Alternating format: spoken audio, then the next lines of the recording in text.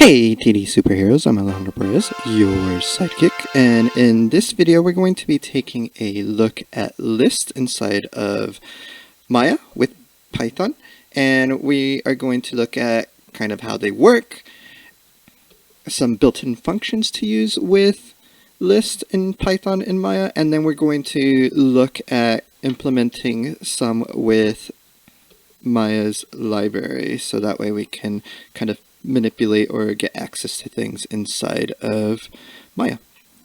Alright.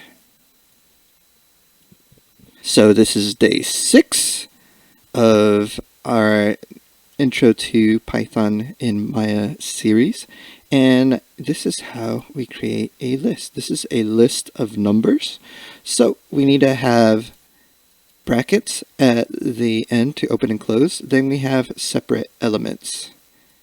Each element is separated by a comma, and that's how it knows what is each index number. And we'll talk about index in a minute, but each one of these is an individual, not the comma, but the number, is an individual value within the list, and then the list can be held into a variable or used in different ways.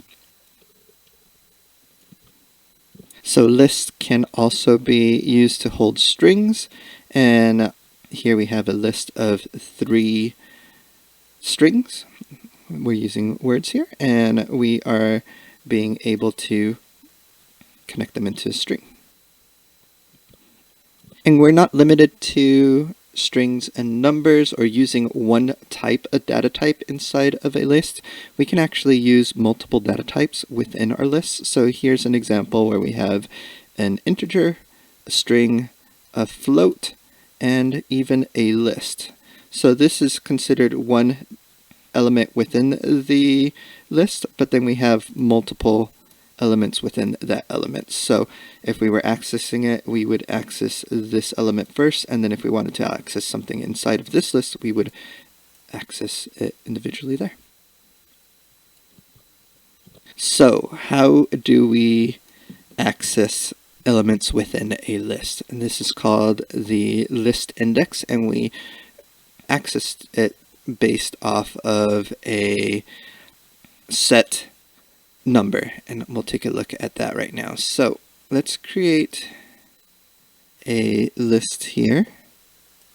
We have a list of numbers, and then let's take a look at the index element. So what we're going to do is let's first print numbers so that we can see what we're actually getting here. So if I run this, you can see that it prints out the list, and we can see it's in brackets and everything.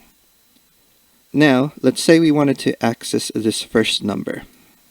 What we do is we add brackets afterwards, and then it has an index number. It starts from the left-hand side with 0, and then it moves up 1 unit for each element within your list. So we go 0, 1, 2, 3, and 4. So let's access numbers 0, and we'll print this.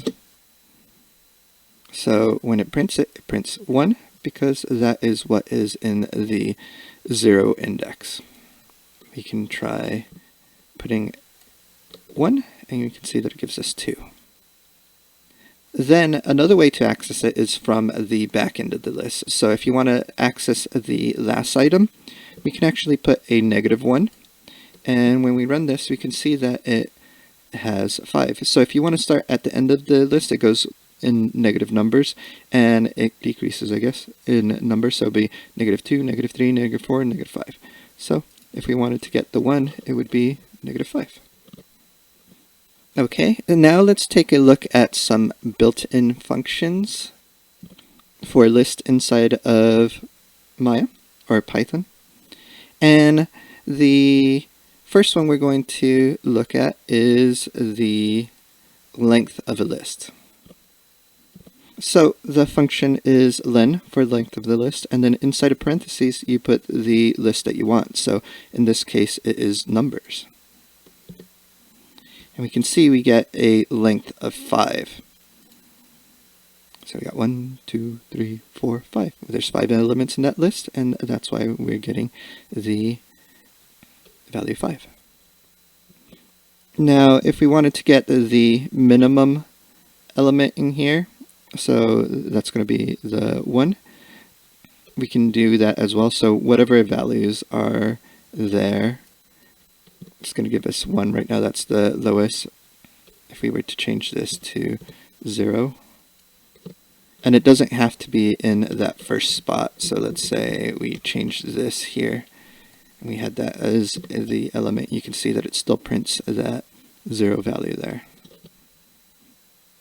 The next function that we want to look at is max. So this essentially does the inverse, where we get the highest number inside of the list. We can add all the numbers together. Oops, let's try that again. We can add all of the numbers inside of the list. So if we do that, we get 15 in this case. Right now they are sorted, but we could use the function sorted, and it will sort them in a order. But let's say we had like 3, 4, 5, and 2. So if we run this now, we see that it gives us, we created this list in this order, but then it sorts them for us.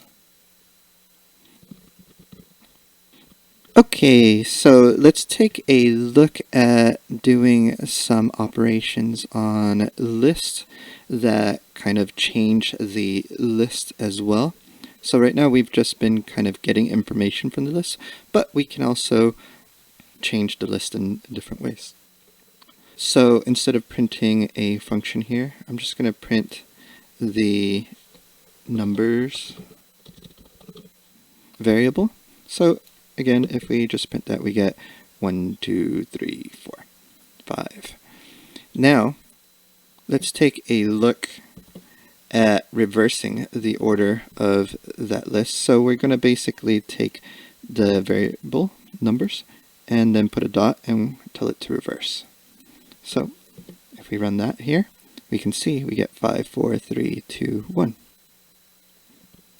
We can also add a number to the end of a list. So if we do numbers dot append and add a number here, and right now we're using numbers, but because it's easy to understand that way, but you can do this with strings and everything else. So like if I wanted to, I can do 6,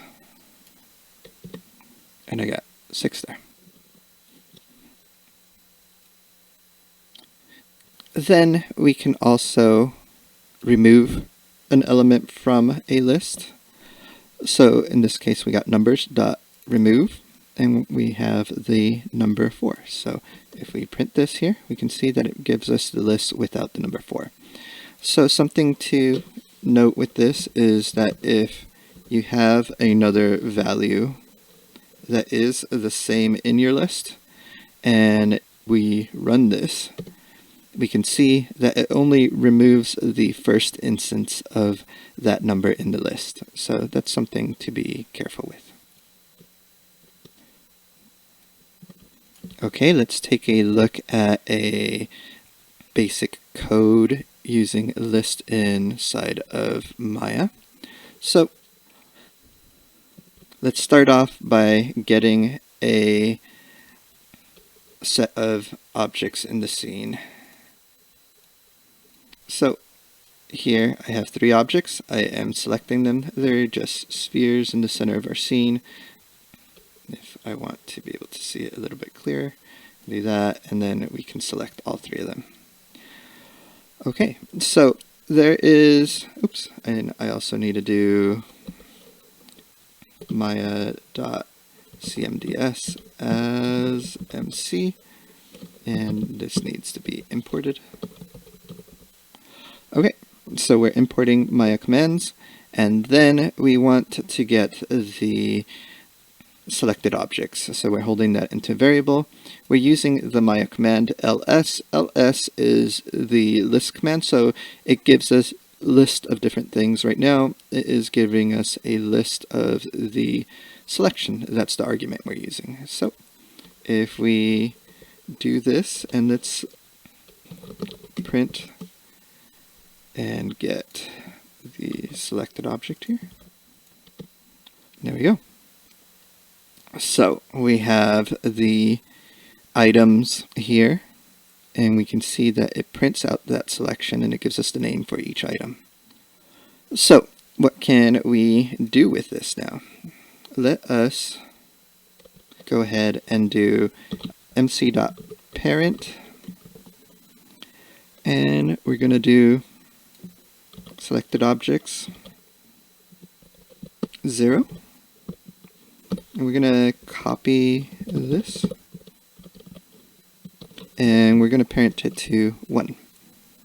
So the order of this, let me comment this out for a moment. So if we look at the selection, we have 1, 2, 3. But if I select it in an opposite order, like 3, 2, 1, and run this code, you can see that it goes in the opposite order. So the list from the Maya commands, the way it's created, is based off of the selection order. So that's something to keep in mind. So if I have 3 objects selected here, I can go ahead and parent the first selected object to the second selected object. And then let's copy this and do it one more time, and we're going to parent the second selected object to the last selected object. So right now, let's select the order, so 1, 2, 3, and we will see that it will set up the parents in that order. So if you want to be able to kind of parent things in 3 things in this case, in the order that we've selected, and make sure that it stays with that hierarchy, we can do that. And right now it's just keeping the last parent selected, that's why that's highlighted. But you can see 3 is the parent to 2, which is the parent to 1.